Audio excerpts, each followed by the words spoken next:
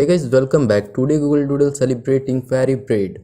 Today's Doodle celebrates fairy bread, a nostalgic childhood treat popular in Australia and New Zealand on the birthday of Scottish author Robert Louis Stevenson, whom linguistic scholars believe first coined the term in his 1885 poem Fairy Bread in a Child's Garden of Verses. Traditionally, fairy bread unifies three simple ingredients: triangular sliced white bread slathered in butter and topped with rainbow sprinkles, known colloquially as hundreds and thousands, but its origin story isn't as simple as its recipe.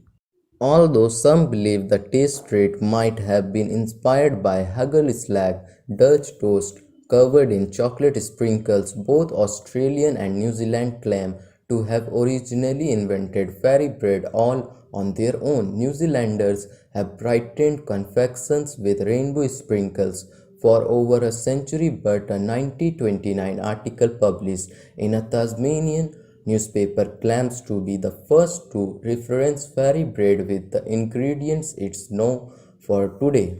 While the country of origin and who can make it the best remains a friendly point of contention between the neighboring nations, Aussies and Kiwis alike can agree that this treat is a staple of children's birthday celebrations that satisfies not just the sweet tooth but also the mature nostalgic palate. If you decide to whip up some fairy bread of your own, keep in mind that too many removing the crust means you have removed the dish's authenticity.